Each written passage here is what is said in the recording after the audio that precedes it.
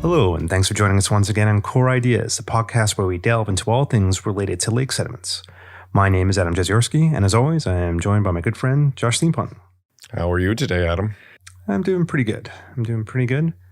And I have feeling good about the discussion we're about to have in terms of topical paleolimnology. This is one that is near and dear to my heart in many ways because I've spent a lot of time thinking about acid deposition and acid rain and recovery from said things. Very good. Tell the good people what we will be talking about then. All right. Well, we're continuing our arc on topical paleolimnology. And the reason that I thought this would be an interesting one to dig into is because, at least from the point of view of the general public, or let me project a little bit onto what I think the general public thinks. Sure. But I think that's fair. Is that it is a solved problem. It's very often kind of held up as one of the ecological success stories, along with, I think, ozone depletion as big problems of the 60s, 70s, 80s, I guess, that everything came together and the problems were addressed and it's no longer a problem. Yeah. Of the things that people got right environmentally in the 20th century, this is probably right up there on the list. And in some ways, that's definitely the case, right? It's very true. And in other ways, there's maybe a little bit more to it. So a good topic for discussion for a little bit. Yeah, and it's timely. We're a couple of weeks removed from it now, but we earlier this year marked the 30th anniversary of the signing of some key acid rain reduction legislation between Canada and the U.S. Again, we're going to hold high our Canada bias in all things environmental that we ever talk about. Yep. But yes, so in 1991, there were some revisions, I'm not sure what the technical term would be, to the Clean Air Act between Canada and the U.S. that really focused on restricting the emission of acid-causing industrial emissions, the emission of emissions. Yeah, exactly. And they had an effect. And acid rain has been reduced to a fraction of what it was. And this was a very big deal. We'll link some of the media coverage that it generated in terms of there's definitely some looking back to mark the anniversary of like how this is a very big deal. It followed 5 years of intense negotiations between Canada and the U.S., and it largely worked. And, you have things like Sudbury, which we've mentioned before, was once upon a time the largest, or at least I think it's one of those things where going back into the Cold War era, I guess it was believed that it was the largest, but it may have actually been the second largest just based on not knowing what sort of numbers were coming out of Norilsk in the Soviet Union. Right. What was going on behind that iron curtain in terms of pollution? It was hard enough to determine what was going on militarily, let alone environmentally, but a very large source of emissions to the atmosphere.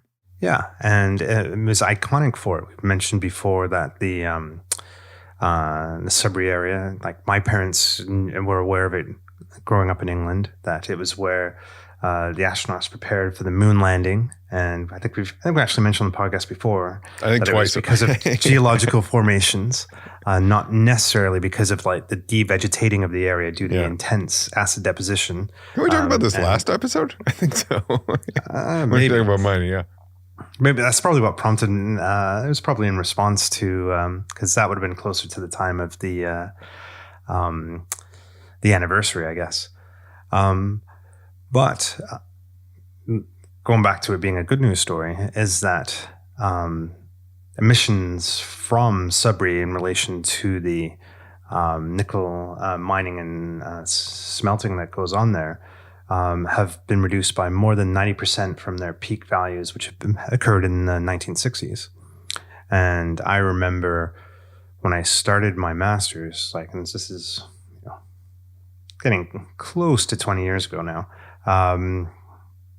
that the graph then of the submarine emissions my supervisor holding it up to me and showing, this is one of the best figures or best plots in all of science. And it's just this precipitous decline in terms of tons of SO2 emissions over time coming from submarine. It's just rises, very steep peak. And we'll have to link it when we eventually do the blog post to accompany this, because it's just, it exemplifies the good news story aspect of all of this. Yeah, there are a few examples where you can point to, this is when the amendment to the legislation occurred. This is when it started to be applied. And here is the recovery, or here is the change in the environmental impact and associated changes in the ecosystem after the fact. Oh, big time. Again, we're still very focused on Sudbury, but I remember going up there on a school trip in elementary school. So it would have been the early 90s. And, being shocked. The only time I'd ever been up there, and just, bare rock, the whole city, everyone, everyone's gardens, no trees. Mm-hmm. It was still very much in the impact. I guess recovery was still, a twinkle in its eye, basically. And, then going up again 10, 15, 20 years after that. And it is, it's a hell of a lot greener than it was. Yeah, for sure. So much that you don't even really think about it. My sister-in-law lives and works she's an engineer and works in the mining engineering sector, and lives out in that area near towards where the things are. And you do see obviously exposed rock, but it doesn't look any different to me than Yellowknife does driving around there, where there's not this acidification kind of impact on the landscape. We talked about other mining, but not that would have that kind of footprint. So it looks very much like an average boreal environment as you're passing by. And the pictures from the past, I don't have a personal memory of what it looked like before that, but the pictures are certainly not the same. So there has been significant changes.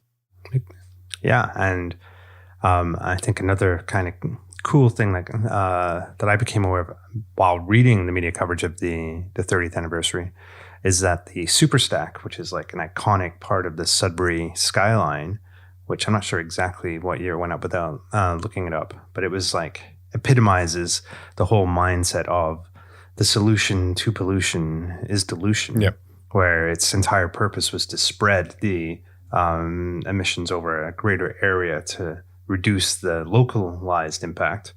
It is no longer in operation and is scheduled to be dismantled imminently.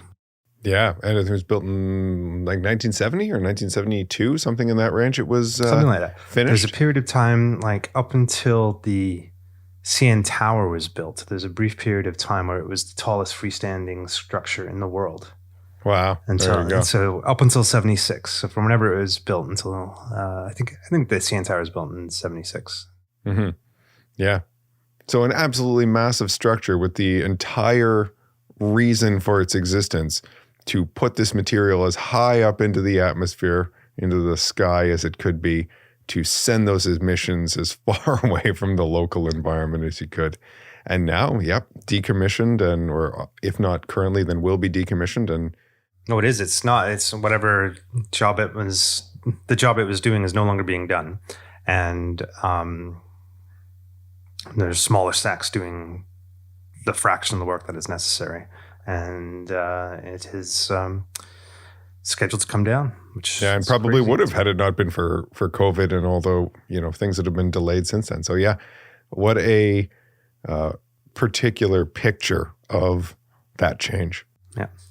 And I think it's probably worth at this point, we talk about, focus on the good. Let's turn to the bad a little bit as why it went up in the first place. So a little review maybe of the causes and impacts of acid rain. And they are many. It's basically, there are many.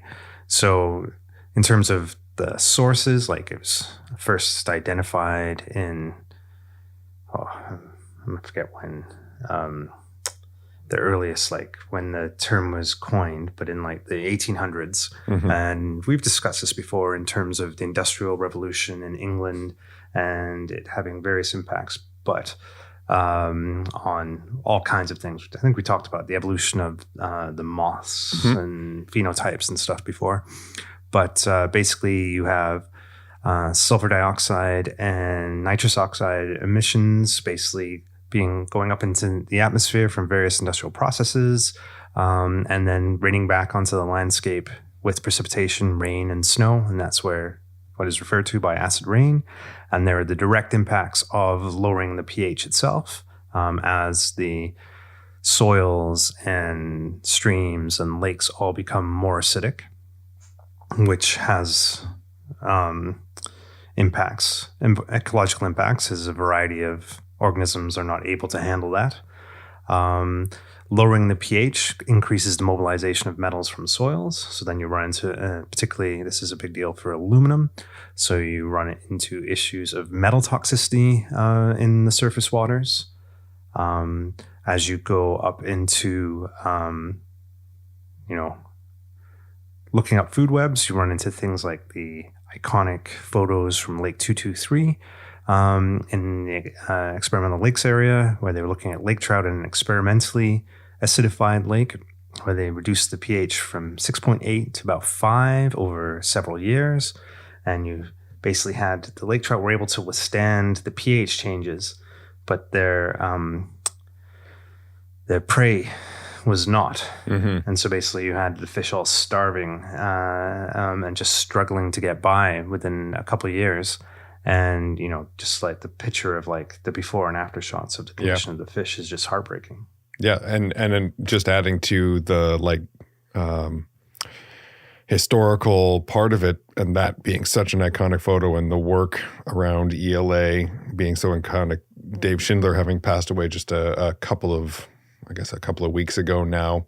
That's another part of the legacy of this story as well. Between the phosphorus nutrient debates and the acidification experiments, it's really how ELA came to be. And yeah, that picture of the trout on the measuring board, completely emaciated, is another one of the things associated with acid rain that is so widely used. And then the impacts just go on from there. There are impacts on like ducks and loons and other waterfowl in terms of a thinning of their eggshells. So they're like their numbers were impacted. Impacts on vegetation, as we mentioned, like in very intense areas, like actually being devegetated. And so, so just ecosystems top to bottom impacted by this inputs of acidity. And today we can look back and say we got rid of it, but there's a legacy. There always is a but, unfortunately. Yeah, there's always a but. So in terms of a legacy of acid deposition, and it being perhaps gone but not forgotten, I think in many ways, especially from the perspective of this podcast and our interests, there are very much dual legacies, I guess. We talked at length about the importance of acid deposition for the formation of paleolimnology, or the crystallization of paleolimnology into the science it is today, because it was a big problem, and I guess a lot of efforts were marshaled and a focusing of the mind on finding the relevant answers. And unique in terms of what paleo can contribute to that kind of question. Yeah, for sure. And there's also the legacy of the acid rain itself directly in the soils and watersheds of many lakes, particularly in soft water regions with a limited buffering capacity, such as the lakes of the Canadian Shield or the Boreal Shield. And what was noticed around the time, like say turn of the millennium, I guess, like early 2000s, I think there was a lot of focus on the fact that, as we mentioned when we talk about mining, especially in heavily impacted areas like Sudbury, like a huge amount of energy is required to maintain very low pHs in some of these lakes. And once emission controls were, became much stricter, you had a real quick bounce back in terms of the pH of the surface waters. But as time went on, it's like, okay, biological recovery will obviously lag the conditions of some sort of time lag in terms of egg banks and generation times and dispersal. But it seemed to take longer than was originally anticipated, especially in places like the Canadian Shield. Mm-hmm. And whether that was related to a competitive type of inability to compete with organisms that were still established or things like that. Yeah. And there are many things at play.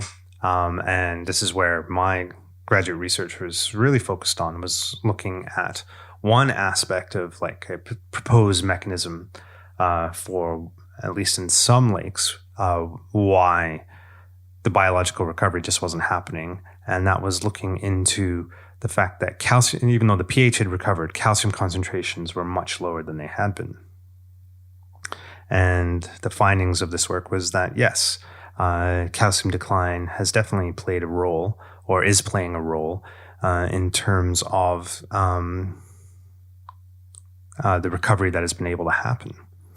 And the reason for that is kind of alluded to a little bit when we're talking about Lake 223 and lake trout, is the impacts that it's had on various microscopic organisms, particularly among the Cladocera, is what I was really looking at, that require a large amount of calcium for their carapaces and shell, their defenses, in order to grow. These kind of organisms, they molt periodically and then basically do like a massive inhale of calcium through the water to recalcify.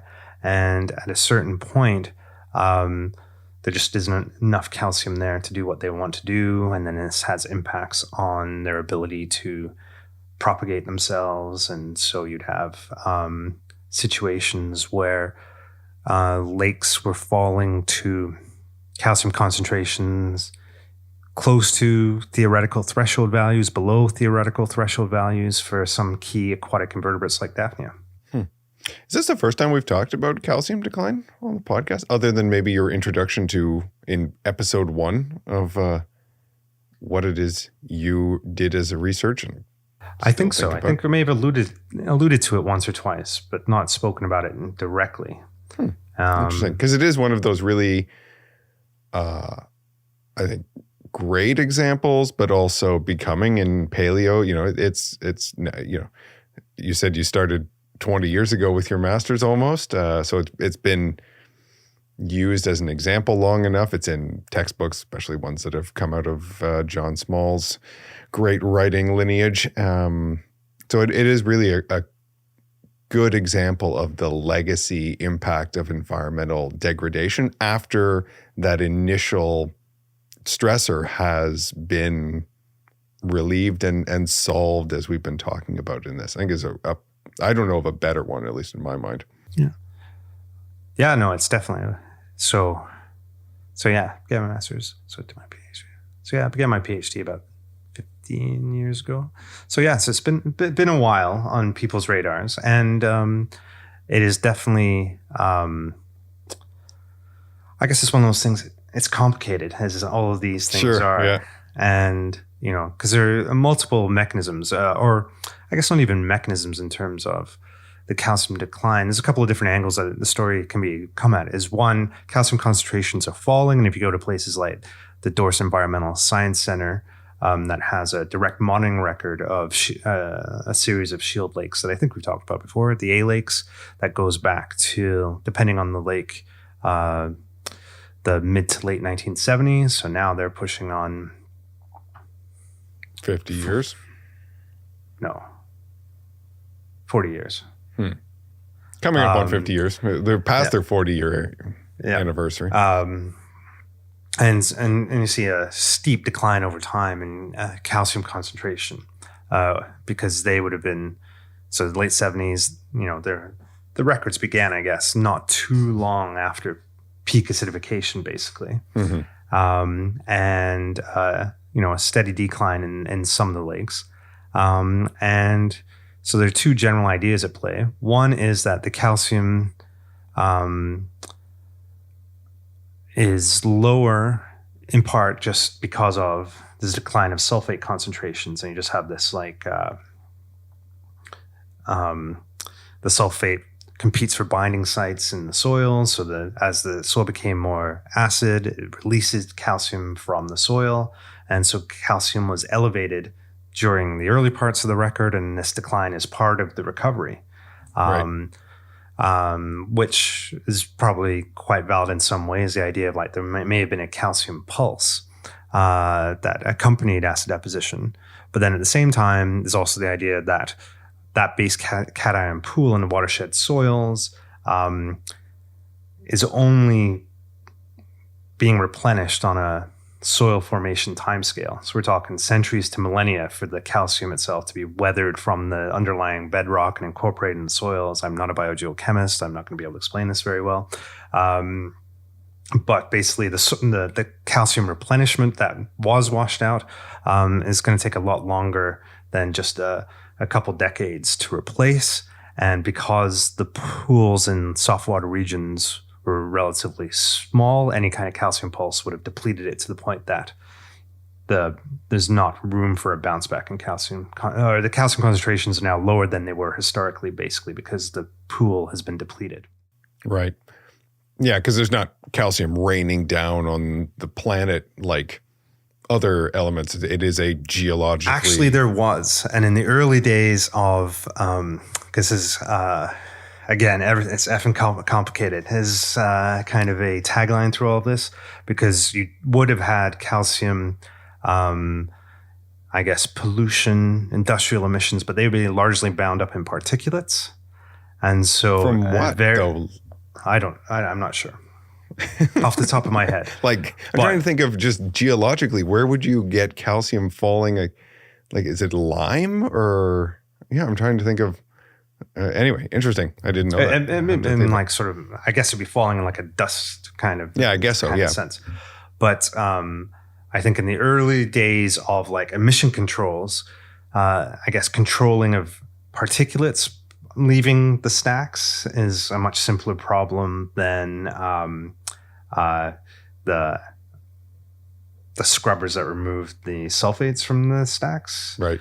From the emissions. So like industrial emission of like calcium particulates dropped way ahead of sulfate drops. So it's one of those things where maybe like the ratio skewed through the declining phase. Mm-hmm. But anyway, that's a bit of a tangent that I wasn't really prepared for. But that's okay. That's what this is for. But the idea is that, yeah, and there are two mechanisms, and conversations had with other scientists are like, where you have the, are you not expecting the calcium to fall? Yeah. Like, is this not a recovery signal? And your loss of Daphnia from the cladocerone assemblages is in fact a recovery signal. And I go, see, that would make a lot of sense if the Daphnia basically arrived. Like if the lake was unable to sustain Daphnia, calcium levels rose above the threshold value, they bounced in, calcium levels fell below the threshold value, they dropped out. But that's not what the case is when you look at the sediment profiles from some of these affected lakes, is that you'd have, a steady relative abundance of Daphnia through the last couple of hundred years, up until the 60s, 70s, and they start dropping off. And then, in the last couple of decades, dropped to like virtually zero in terms of their contribution to the broader assemblage. And so then you go, okay. So the idea that they were temporary, I guess, the conditions became right for them just, while the lakes were crystal clear due to all the, lovely acid making everything like a swimming pool. Is not the case. And then this is a concern because, again, projecting onto what does Joe Public think, I imagine most people don't really think about Daphnia very much. But the loss of Daphnia, as we saw when we talk about lake trout, it resonates up food webs. You take out your dominant algal grazers and key kind of trophic primary, basically the link between the producers and the consumers. So all of a sudden you run into situations where you may have more algal blooms than you did. Yeah. And the larger organisms that people care about, like fish, are theoretically having a much tougher time because the organisms that are replacing the Daphnia are not necessarily as nutritious or easy to catch, or a number of things.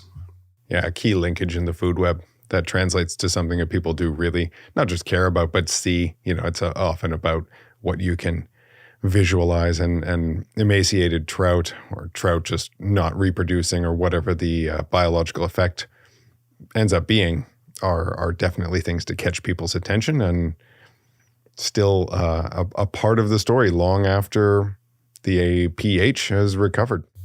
Yeah. And will continue to be, because in many cases, like this is adapting to a new normal. Like the calcium concentrations are not coming back on their own, but we're seeing like things like pilot programs of, can there be calcium restoration projects? And so in the district of Muskoka, I think they're doing pilot stuff where they're recycling the wood ash from like wood stoves and then spreading it out over a couple of selected that's interesting. watersheds to try and bump up the calcium concentrations and see how that impacts the food web from the bottom up. In terms of vegetation, there are impacts on the calcium in situations where the calcium has been depleted from the soils. There are potentially forestry impacts, because one of the another, I guess, that we never really alluded to in terms of like a sink, I guess, of calcium from the watershed would be forestry, because young trees suck up a lot of calcium from the soils. When you chop them down and take them to a mill down somewhere else outside of the watershed, then that calcium is lost as well. So there's another potential source of calcium to be depleted. And you run into the situations of, how many lumber cycles remain before the trees won't necessarily grow back in like a forestry farm. Where the limiting nutrient on the tree growth is calcium. Mm-hmm. Yeah. Or maybe don't grow back at all, but grow back much slower, and then impacts really spindly, aren't able to put the energy into leaf development, and just have negative effects overall, and cost money to the forestry industry, because that's ultimately the goal. Yeah. So I think even though, just put a bow in it, like even though acid rain itself may have been largely solved, and in some cases, some poorly buffered lakes levels may to this day be still too high in terms of restoring to their baseline pH per se. Oh, I'm sure there are the cases of that. Absolutely. But I think in general, at this point, those lakes fall into the category of acceptable losses, and by and large, the landscape is recovering on a pH level, if not a calcium level. So in terms of acid rain being a solved environmental problem, I definitely think on the big mission accomplished banner that may be being wove around, there's definitely, we can put a bit of an asterisk beside the solved kind of idea. And yes, that may be looking at it from a glass half empty perspective, and the glass is definitely half full. But, the deterioration in many cases has been halted, and the trajectory is one of recovery. But that recovery is unlikely to be complete because that big old threat multiplier that's lurking behind everything is acting as well. Like climate change is, these lakes are not going back to the way they were at the turn of the 20th century. Lakes are warmer, summers are longer. So even as the pH rises, there's no way we're going to roll the clock back. So it's not really a case of recovery. It's moving on to a third state that is better than this third state could have theoretically been. A more neutral or a less acidic third state in terms of the chemistry and the biology that suits that, but in a new framework associated with climate. Yeah, and I mean that's the case for any stressor that we've talked about. You know, multiple stressors coming together and recovery moving into a different direction, whatever the stressors are. And but also on top of that, again, this is a Canadian podcast based on where we are. And we've been talking about it from a Canadian perspective, a northeastern, North American perspective, probably because a lot of the same types of changes were observed in upstate New York and New England and those areas, and similar types of recovery have gone on in those areas as well. I think it's fairly safe to say. And in some cases, similar things in Scandinavia and northern Great Britain. So a lot of those areas. But in other areas of the planet, industrialization is ongoing. You know, the emission part of the story, the pollution story, the acidification story is not solved. So it's solved from one particular perspective.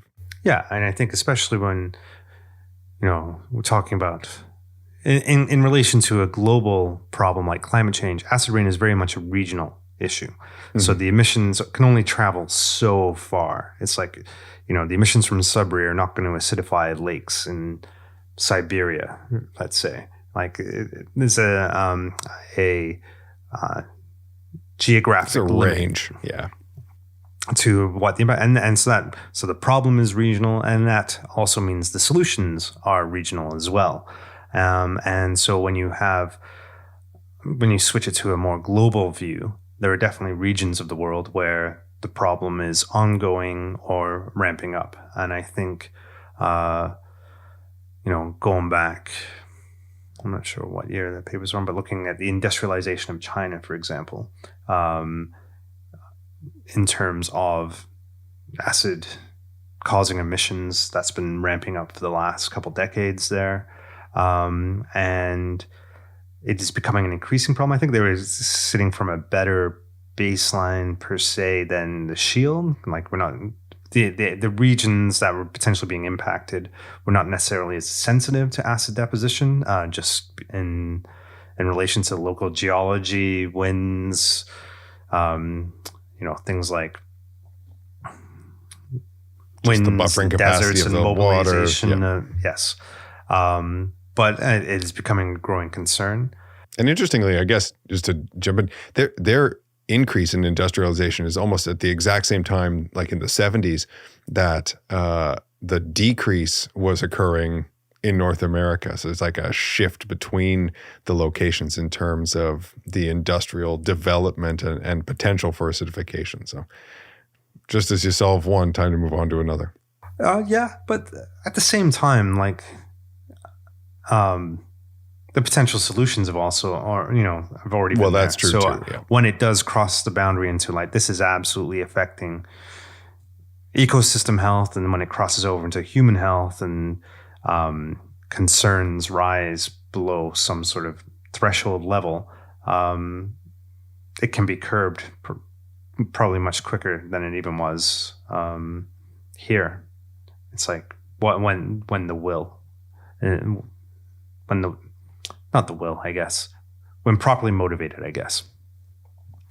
And we made a reference earlier to the Soviet in the Cold War era and emissions in the Soviet Union, and I think the big industrial nickel belt of Russia is still very much